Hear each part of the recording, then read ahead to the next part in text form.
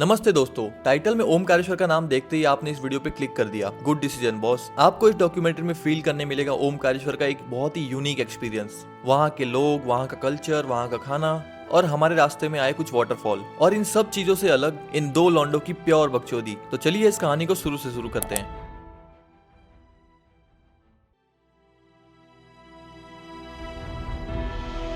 यह है ओमकारेश्वर, जिसे लैंड ऑफ लॉर्ड शिवा भी कहा जाता है।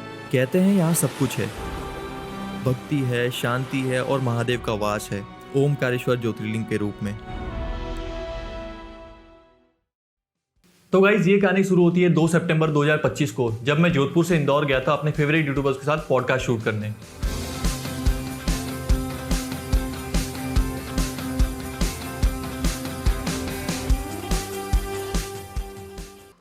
तो मैं जोधपुर से इंदौर गया था सिर्फ 5 दिन के लिए। उसमें से 4 दिन तो मैंने शूट वगैरह निपटाया, अपना यूट्यूब वगैरह का जो भी काम था सब खत्म किया, जो भी मीटिंग्स वगैरह थी, और एक दिन मेरे पास बचा इंदौर को एक्सप्लोर करने के लिए। अब 2 लौंडे बैठे बैठे ये सोच रहे हैं कि एक दिन में क्या एक्सप्लोर कर सकते हैं, क्योंकि अगले दिन मेरी रिटर्न की टिकट थी जोधपुर की। तो हमने बहुत सोचा और सोच के ये डिसाइड किया कि पहले चल के चाय पीते हैं और फिर सोचते हैं क्या करना है। तो हम निकल जाते हैं चाय पीने के लिए।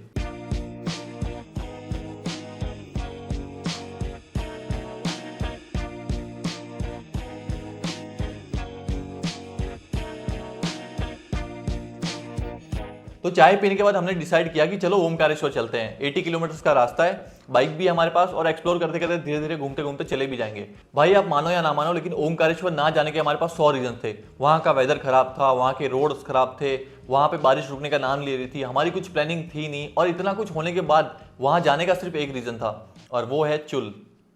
तो फाइनली दोस्तों हम निकल रहे हैं ट्रिप पे, और ये ट्रिप तो क्या मतलब ओमकारेश्वर दर्शन करने जा रहे हैं और शूट करने जा रहे हैं। डाउन टू अर्थ भाई ने एक ड्रेस रख रखी है बैग में। दोस्तों निकल चुके हैं अभी हम लोग हमारा ट्रिप। ये हमारा हेलमेट है, ठीक है। ये कृष्णा भाई जा रहे हैं। कृष्णा भाई प्लेटिना वालों से बात नहीं करता। अब अराउंड ओमकारेश्वर से 30-35 किलोमीटर पहले हम एक रास्ते से जा रहे हैं। वहाँ पे बहुत बारिश हो रही है, पूरा जंगल वाला इलाका है, और वहाँ पे मेरे को एक झोपड़ी दिखती है।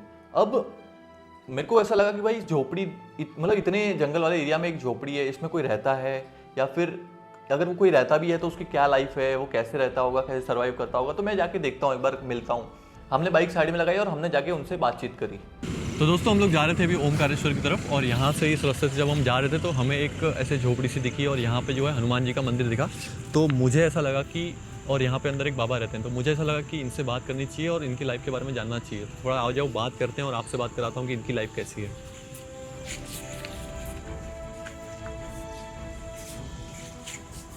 तो हम लोग अभी ओमकारेश्वर जा रहे थे, और इस रास्ते पे हम जब यहाँ पे रुके तो यहाँ पे हमने ये झोपड़ी सी देखी, जहाँ पर हम अंदर आके जब बाबा से बात करी तो बाबा यहाँ पे रहते हैं। बाबा कितने टाइम से आप यहाँ पे रहते हो? मैं 2 महीने से रहता हूँ, श्रावण से। श्रावण से यहीं पे रह रहे हो? हाँ। तो बाबा एक बात बताओ, जैसे ये जो रोड है ये काफी जंगल वाला है, जैसे हम अभी बाइक लेके जा रहे हैं तो भी हमें डर लग रहा है। तो आप मतलब पूरी रात यहीं रहते हो? मैं रहता ही पिछले 2 महीने से आप यहीं? बिल्कुल बिल्कुल। तो बाबा क्यों यहाँ पे रहते हो आप? मैं भजन करता हूँ यहाँ पे अकेले? जी। पूरी रात? पूरी रात। और डर नहीं लगता कभी? क्योंकि ये नहीं, डर की कोई बात नहीं है। जब हमारे साथ में भगवान है तो हमको किस बात का डर है, बोलो। तो बाबा जी मैं ना एक्चुअली पॉडकास्ट करता हूँ, जिसमें ना मैं नए लोगों से, जैसे आप जैसे लोगों से, नए लोगों से मिलता हूँ और जानने की कोशिश करता हूँ कि आपकी ज़िंदगी कैसी है, आप क्या क्या करते हो। तो आपके बारे में थोड़ा बताइए कि कब से हो यहाँ पे, और क्यों आप ये कर रहे हो, मेरे को ये बताओ पहले तो। मैं यहाँ से श्रावण के महीने मास में से था। अच्छा। श्रावण मास, अब ये भादव लग गया। अच्छा। अभी मैंने 2 महीने मैंने भक्ति किया है मेरा। 1 महीना और बचा है, चतुर्मास मेरा पूरा हो जाएगा। इसीलिए हम भक्ति करते हैं जंगलों में। और ये भक्ति जो आपका टाइम है, उसके बाद क्या करोगे आप? इसके बाद भी हम भक्ति करेंगे यहीं पे? जी। अब ये पूरा मतलब आप यहीं पे जिंदगी गुजारोगे? यहीं पे मैं गुजारूंगा। अच्छा जी। बाबा जी पानी वगैरह कैसे आता है? पानी नर्मदा जी से आता है। अच्छा, पीछे नर्मदा है, आप वहीं से लेके आते हो? बिल्कुल। और खाने का जो राशन वगैरह है वो सब, वो जो भी भगत लोग हैं वो दे देते हैं जिसको देना है। अच्छा। वरना फिर ऐसे भी रहना पड़ता है, ऐसा ही नहीं कि हमको खाना ही खाना होना। अच्छा। कुछ भजन करने के लिए भूखा भी रहना पड़ता है। अच्छा, भूखा भी रहना पड़ता है। अच्छा। खुद की मर्जी से रह रहे हो आप, भजन वगैरह करते हो, और यहाँ पे मैं दिखा दूं कि काफी सारी बुक्स है, माला है, और बाबा जी की लाइफ।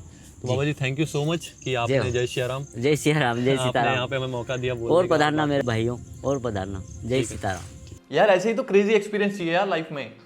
मेरे को वो झोपड़ी दिखी, हम वहाँ पे गए हैं, बाबा जी से बात करी एंड बाबा जी बहुत सो नाइस कि उन्होंने हमें बोला कि तुम लोग जाओ ओमकारेश्वर दर्शन कर लो और जब तुम लोग वापस आओगे तो मेरे पास तुम लोग रुकना, आराम से बैठना यहाँ पे, मैं खाना बनाऊंगा और तुम लोग को खाना खिलाऊंगा अपने हाथों से बना हुआ। तो अब हम फाइनली पहुंच चुके थे ओमकारेश्वर। ओमकारेश्वर पहुंचते ही सबसे पहले एक सस्ता सा होटल लिया, अपना बैग वगैरह रखा, कपड़े वगैरह चेंज किए और हम सीधा निकल गए दर्शन करने के लिए।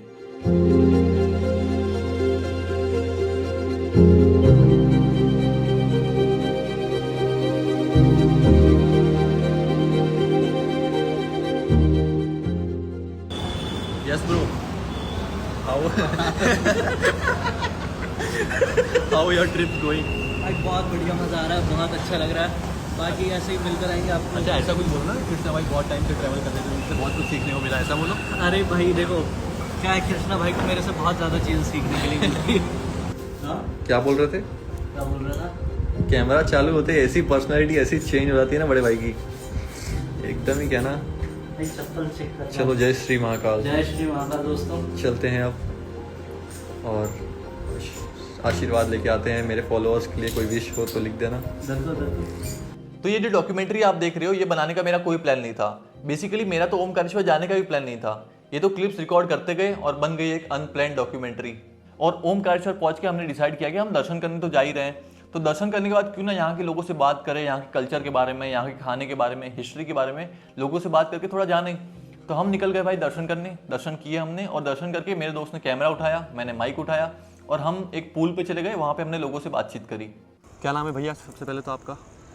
सर मेरा नाम भूराजी कुंडले है, बल्कि प्यार से पब्लिक मुझे मध्य प्रदेश अनुसूचित जाति संगठन मंत्री के नाम से अच्छी तरह से जानती है। इतने बड़े नाम से जानती है आपको? हमारे गुरुजी कहते थे कि तीरथ गए फल एक है, वहाँ संत मिले फल चार, सतगुरु जी मिले फल अनेक है, कह गए दास विचार। अगर अपने मन में तीर्थ यात्रा करने का विचार है तो समझ लीजिए बहुत बड़ा फल आपके हाथ लगा हुआ है। तीर्थ नगरी में साधु संतों के दर्शन हो जाए तो समझ लीजिए कि आपका तीर्थ सफल है। तीर्थ यात्रा में अपने सदगुरु महाराज के दर्शन हो जाए तो समझ लीजिए कि चारों धाम का तीर्थ पूर्ण हो गया। तो ऐसी बात है, यहाँ सर भगवान के भजन के अलावा कुछ नहीं है। सबसे बड़ा है तो भगवान के भजन है। मन ना मरे माया ना मरे, मर मर जाए शरीर, आशा तृष्णा ना मरे, कह गए दास कबीर। माया का कभी मरण नहीं होता, कहने का मतलब पैसे का कभी मरण नहीं होता। पैसा तो आता है जाता है। हम थोड़ा आगे गए, हमें एक भैया मिलते हैं जिनका नाम है आयुष भैया। वो ओमकारेश्वर के लोकल थे, उनकी ओमकारेश्वर में शॉप है और वो एक लॉयर भी है। आयुष भैया ने हमारी अनप्लान ट्रिप का जो प्लान ट्रिप बनाया है, तो आयुष भैया हमें मिले, हमको पूरा ओमकारेश्वर के बारे में हिस्ट्री बताई, हमको गली गली घुमाया। और मतलब एक तो होता है कि भाई आप खड़े खड़े हिस्ट्री बता रहे हो कि ये हुआ था वो हुआ था, और एक भैया ने लिटरली हमें बोला कि आओ मैं तुमको घुमाता हूँ, तुम नए हो यहाँ पे, तुम्हें नई आइडिया है, तुम वीडियो बना रहे हो तो मैं तुमको घुमाता हूँ पूरा। उन्होंने पूरा हमें पूरा परिक्रमा जो बोलते हैं वो पूरी करवाई। यहाँ पे ये हुआ था, यहाँ पे ये हुआ था, ये मंदिर है, इसको इसलिए इसकी हिस्ट्री ये रही है। तो ये सारी चीज़ें बताई और वो सारी चीज़ें मैं चाहता हूँ कि आप लोग देखो, ताकि ओमकारेश्वर आप लोग नहीं भी गए हो तो आप एक्सपीरियंस कर पाओ। ओमकारेश्वर ज्योतिर्लिंग बताते हैं कि स्वयंभू हैं, यानी इन्हें स्थापित नहीं करा गया है। ये ऐसे ज्योतिर्लिंग हैं जो ज़मीन में से स्वयं प्रकट हुए हैं। राजा मानधाता जो यहाँ के पुराने राजा थे, बताते हैं कि उन्होंने तपस्या करी थी, तो उनकी तपस्या करने पे ओमकारेश्वर ज्योतिर्लिंग जो भगवान ओमकारेश्वर है वो प्रकट हुए थे। आदि शंकराचार्य जी एक महान सन्यासी तपस्वी हैं, जो हमारे जो देखा जाए तो जो सनातन धर्म है, उनको आज जो हमारा सनातन धर्म के बारे में लगभग ये समझ लीजिए जो हम जानते हैं उन्हीं के कारण जानते हैं। या मतलब विलुप्त तो हो जाता अगर सनातन धर्म अगर आदि गुरु शंकराचार्य ना होते तो। उन्होंने हमारे जो 4 वेद है, उपनिषद है, भगवत गीता है, इसके बारे में गहन अध्ययन किया और उसके अपनी भाषा में उन्होंने इसके ऊपर अपनी टीकाएं टिप्पणी वगैरह लिखी उन्होंने। अब ये देखिए यहाँ पर गुरुद्वारा है, ये गुरु नानक देव जी महाराज का जो सिख धर्म है उन लोगों के पूजन का स्थान है। गुरु नानक जी महाराज के शरण में हम रह रहे हैं। ये मेरा आप देखिए ये मेरा घर है और सामने ही गुरुद्वारे में है। अच्छा, यहाँ पे आपका घर है? ये पुरोहित हमारे घर है। अच्छा। अभी तो पंजाब में बाढ़ आ रखी है, तो हम होप करेंगे कि सब कुछ ठीक हो जाए। हाँ, गुरु नानक जी महाराज से हम प्रार्थना करते हैं कि जल्दी सभी दूर जो ठीक हो जाए। बाढ़ में क्षतिग्रस्त हो रहा है वो ठीक हो जाए। आइए, हम अभी ओमकारेश्वर का जो ये है, ओमकारेश्वर का सबसे पुराना मार्केट बोलते हैं। ये बाजार है यहाँ का, लगभग ये समझ लीजिए कि ये 90 से 100 साल पुराना बाजार है। अभी हम जा रहे हैं आगे आदि गुरु शंकराचार्य की जो दीक्षा स्थली है गुफा की तरफ। अच्छा, जितने भी लोग देख रहे हैं, मैं एक चीज़ बता दूं, अभी रात के लगभग 1 बज रहे हैं और इस वक्त हम रिकॉर्ड कर रहे हैं ताकि ज़्यादा पब्लिक नहीं है और हम ज़्यादा अच्छे से तरीके से आपको एक्सप्लोर करा पाए, इसलिए दुकान जो है मार्केट की सारी बंद है। बंद है। ये हम यहाँ पर है, ये ओमकारेश्वर ज्योतिर्लिंग मंदिर का प्रवेश द्वार है। सबसे पहले का समय का जो प्राचीन प्रवेश द्वार माना जाए तो यही है। यहीं से पहले के समय में और ये मार्केट है और यहीं से लोग आते थे और दर्शन करते थे ऐसा। इसके अलावा मंदिर के ठीक नीचे देखिए आप गुफा है आदि गुरु शंकराचार्य जी की।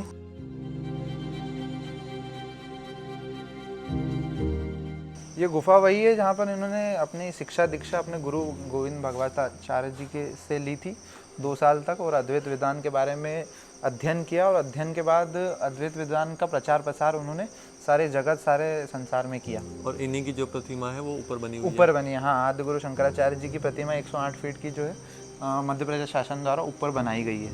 यहाँ जो जैसे ये परिक्रमा का प्रारंभ होता है, देखिए यहाँ पे लिखा भी है, एक बार ये देख लीजिए, परिक्रमा मार्ग प्रारंभ। यहाँ पर अपन जब ऊपर गूगल या मैप वगैरह में देखेंगे ना, ड्रोन से देखेंगे, हाँ ड्रोन से देखेंगे, तो ऐसे ओम के आकार की जो अपन परिक्रमा करते हैं उस प्रकार की पूरी परिक्रमा बनी हुई है। अच्छा, मतलब यहाँ से स्टार्ट होती है, हाँ, और जब वो पूरा एंड जो होती है, हाँ, तो वो अपन ओम जब बनता है, वो ओम पूरा बन जाता है परिक्रमा। वो एंड होता है मंदिर पे उस साइड पे शायद हम वो निकले थे बाहर, झूला पुल आपने देखा होगा, हाँ, वहाँ एंड हो जाता है। अच्छा,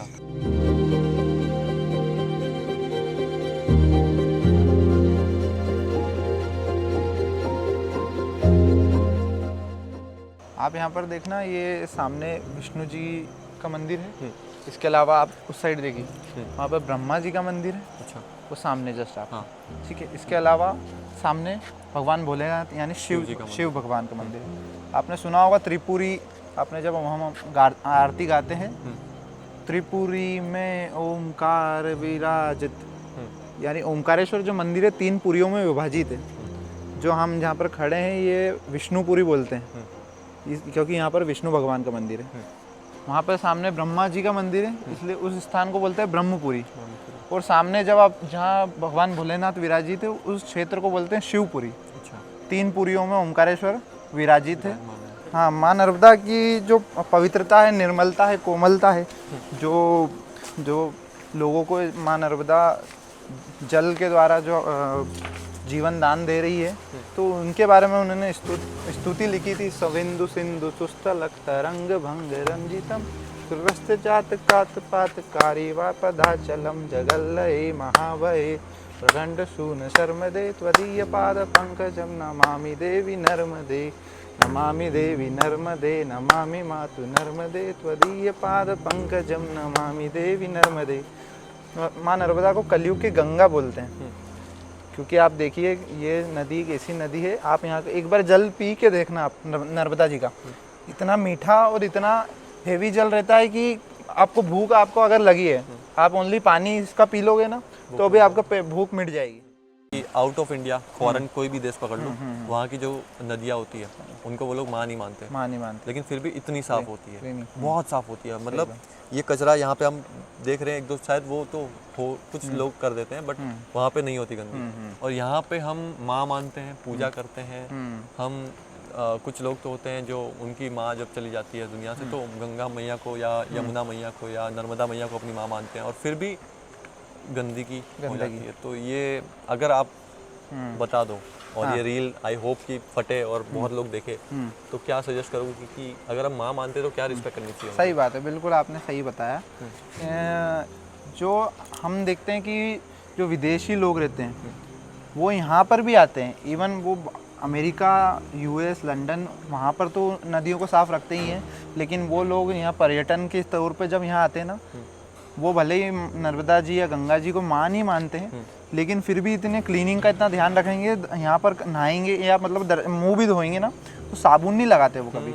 लेकिन हम लोग जो है सनातन धर्म में माँ नर्मदा जी को, नदियों को माँ मानते हैं, जीवनदायिनी नदियाँ हैं, हम इनको इनका जल ग्रहण करते हैं, नहाते हैं, धोते हैं, हम हर चीज़ मतलब इनके भरोसे जी रहे हैं जल के।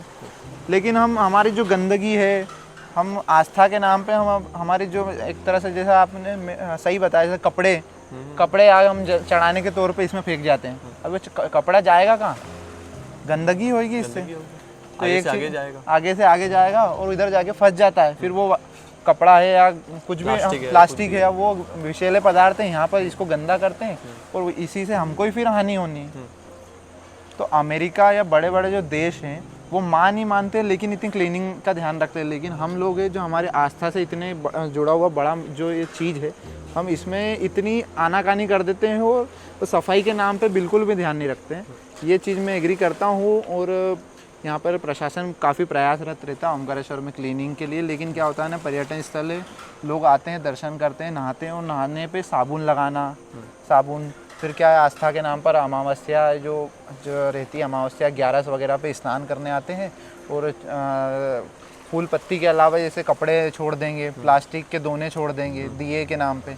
उनको दिया तो जलाना है, लेकिन प्लास्टिक के दोनों में आपको जलाना चाहिए तो आटे के दिए जलाओ। हाँ बिल्कुल, जो अंदर जाके जिससे प्रकृति मछलियाँ खा ले। हमारे आस्था से जुड़ा विषय है और प्रकृति को भी नुकसान नहीं होगा। मिल रहा है बिल्कुल, तो ये आपने बहुत सही चीज़ बोली और हम चैनल के माध्यम से बिल्कुल मैं भी यही कहना चाहूँगा और अपील करता हूँ कि गंदगी जब आप यहाँ पर आए तो यहाँ क्या कहीं भी जाएं तो नदियों का सम्मान तो करें ही और साथ में गंदगी का भी ध्यान रखें कि गंदगी ना हो पाए हमसे। बाकी थैंक यू सो मच भैया, बहुत अच्छा लगा। Most I am genuinely so thankful कि भाई आप मिले और बहुत सारी चीज़ें आपने बताई, वरना हमको ओमकारेश्वर के बारे में इतनी सारी चीज़ें नहीं जानने को मिलती।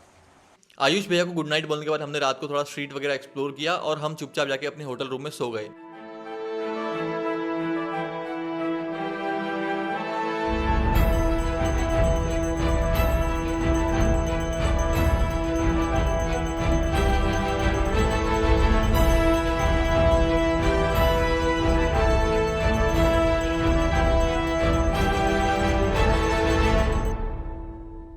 पार्वती पतये हर हर महादेव।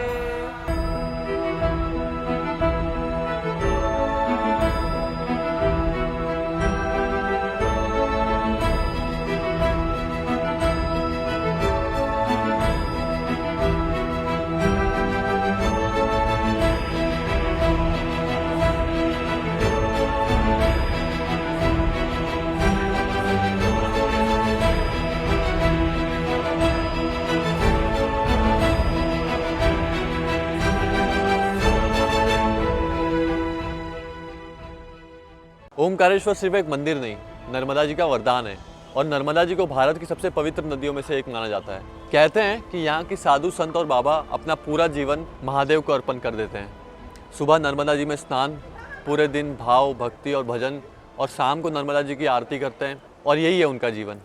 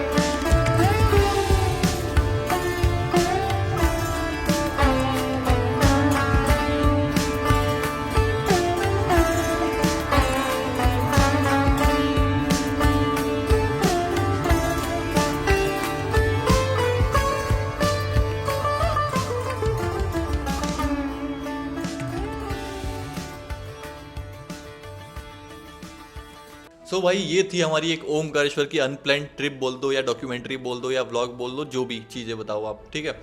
तो अब लाइक शेयर सब्सक्राइब शेयर जो भी चीज़ें होती है वो तो आपको करनी ही है। उसके अलावा मैं आपको एक बात बोलना चाहूँगा कि अपनी लाइफ में एक बार एक अनप्लान्ड ट्रिप ज़रूर करना, वो आपको एज अ पर्सन चेंज करके रख देती है।